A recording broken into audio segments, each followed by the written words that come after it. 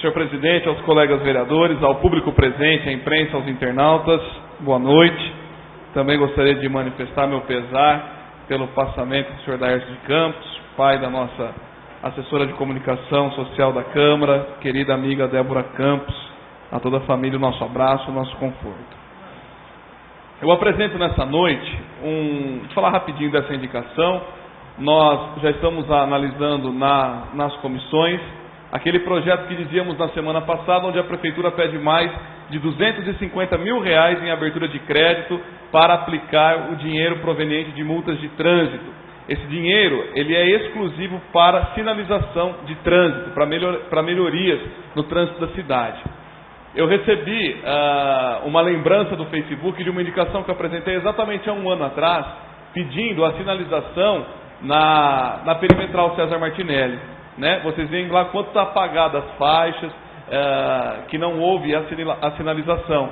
E na época nem resposta nós tivemos em relação a isso.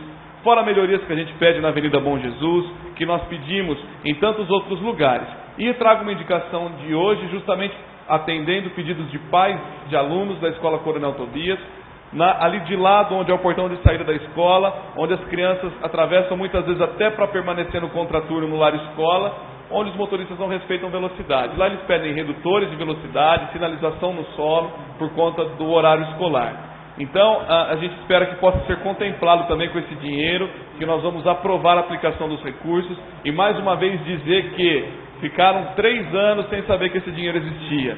3 anos a população ficou sujeita a riscos de acidente no trânsito por conta de falta de sinalização. Nós vemos cidades não tão maiores que a nossa, que tem lá a sua sinalização de trânsito, que tem lá tudo certinho, bonitinho. E aqui em Descalvado, infelizmente, as coisas não saem do papel por falta de eficiência da administração, que nem sabia que tinha esse dinheiro que estava lá para ser gasto. Nós vamos aprovar o quanto antes, esperamos que essa verba seja aplicada também o quanto antes. Apresento também um requerimento. Aliás, deixa eu falar um outro assunto, o requerimento, eu vou terminar o meu tempo falando dele. Eu tenho observado no meu bairro também, mas em outros lugares da cidade que os munícipes me preocupam, e é hora da gente discutir, até por conta do tempo seco, essas queimadas em terrenos particulares. Eu tenho tratado disso também desde o início do mandato, em relação à limpeza dos terrenos, de responsabilidade do proprietário. Eu acho que todo mundo tem direito à propriedade, mas desde que cada um cuide do seu lote. Os vizinhos não são obrigados a conviver com animais peçonhentos e com terreno sujo e também com queimada. Até o amigo Cláudio, que está aqui presente, me reportou essa questão hoje. Eu já estava com o material na mão para poder falar que no Código Florestal, artigo 38 diz que é proibido o uso de fogo na vegetação. O Código Florestal estabelece algumas exceções, né? Mas não é para limpeza de terreno. O Código de Posturas do município também trata no seu artigo 84 o seguinte: o proprietário, titular do domínio útil e o possuidor a qualquer título de terreno localizado em zona urbana ou de expansão urbana são obrigados a mantê-los limpos e livres de materiais nocivos à saúde pública. Parágrafo único do artigo 84, na limpeza do terreno é vedado o uso de fogo. Então, a lei existe, o Código de Posturas existe, o que não tem é fiscalização, infelizmente. Né? Não se tem peito e nem coragem de chegar no proprietário e notificá-lo quanto à queimada desse terreno. Né? É a população toda que sofre, mas eu trago aqui casos de bebês recém-nascidos que moram lá no Tamanduá, eu trago aqui casos de idosos, pessoas que sofrem de problemas respiratórios, onde quem ateia fogo não tem um pingo de consciência e de respeito ao próximo. O site Descalvado News, de propriedade do diretor de gabinete, trouxe essa semana uma matéria que fala que subiu em 300% o número de queimadas na área urbana em todo o estado de São Paulo. Diz na matéria que em Descalvado também registrou um aumento muito grande em relação a isso. Nós não temos um caminhão suficiente para conter focos de incêndio e temos, segundo a matéria do Descalvado News, pessoas que testemunham outras ateando fogo em terreno. Então o Poder Público Municipal precisa ter a iniciativa de começar a canetar esses proprietários de terrenos, porque o fogo não pega sozinho. Eu já trouxe aqui num relato perto de casa onde eu achei estopa, aquele pano já com o material com querosene para poder inflar, para poder colocar fogo no terreno. Isso de dia, de noite, de madrugada, as pessoas acordam sufocadas pela fumaça. Então nós pedimos à Secretaria do Meio Ambiente, à fiscalização ambiental, que age de uma maneira mais eficiente nesse sentido. Não tem que ter medo de fiscalizar, não tem que ter medo de multar. Está todo mundo amparado pelas leis e nós esperamos que isso seja resolvido o quanto antes.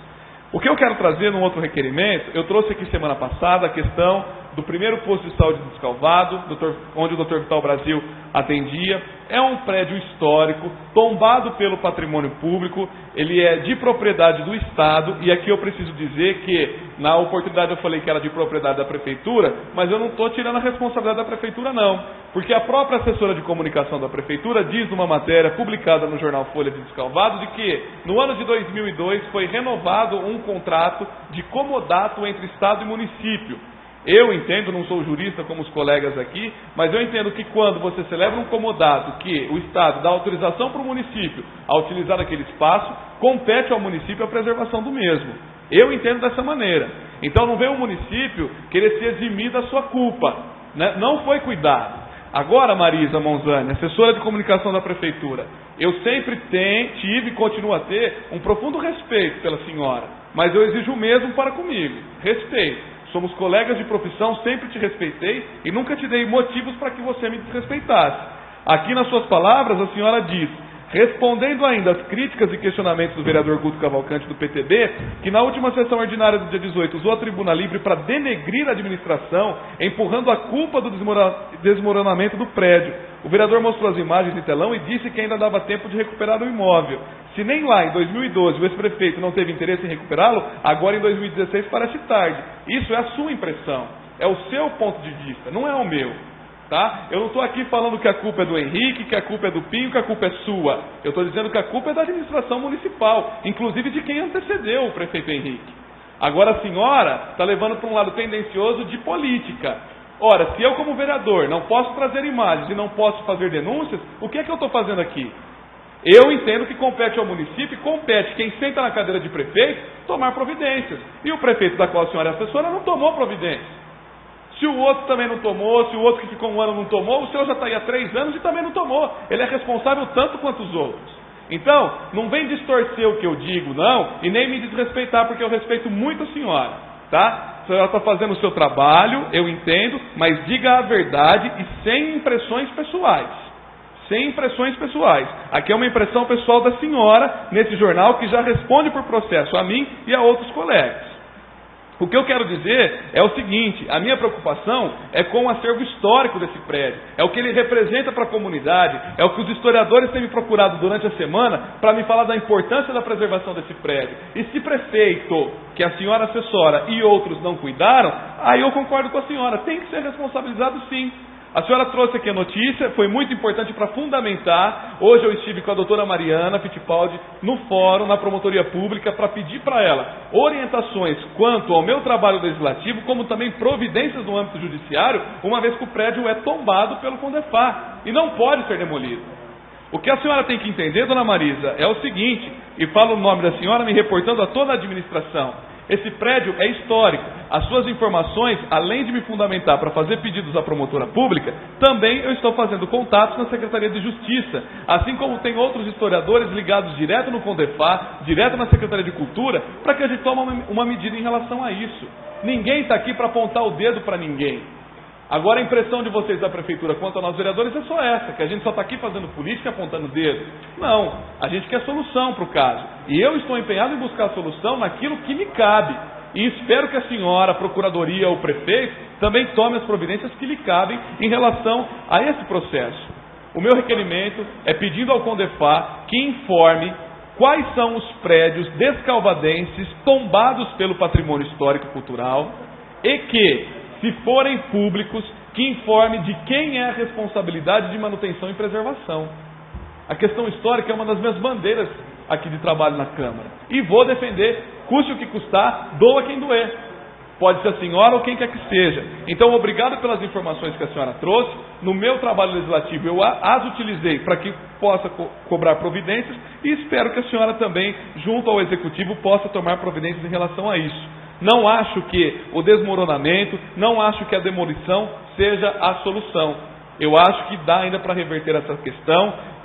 A promotora pública vai pedir os laudos, vai pedir os alvarás, de construção, de demolição, enfim, para que a gente tente preservar esse prédio público, que é o que mais queremos e que os historiadores querem. Há muitas informações referentes a esse prédio, há denúncias em relação a esse prédio que eu vou investigar em loco para saber o que é verdade e o que não é, e vou manter a população informada em relação a isso. Tá? Eu peço desculpas, eu ocupei bastante o meu tempo em relação a isso, mas eu precisava responder para a assessora de comunicação da prefeitura essas informações. Aqui ninguém está para botar o dedo ou para acusar ninguém, nós queremos providências. E quem está sentado na cadeira do prefeito é o chefe do executivo, é dele quem nós vamos cobrar. E a prefeitura fique à vontade para cobrar de quem ela acha que deve ser cobrado. Eu, quanto vereador, estarei cobrando naquilo que me cabe.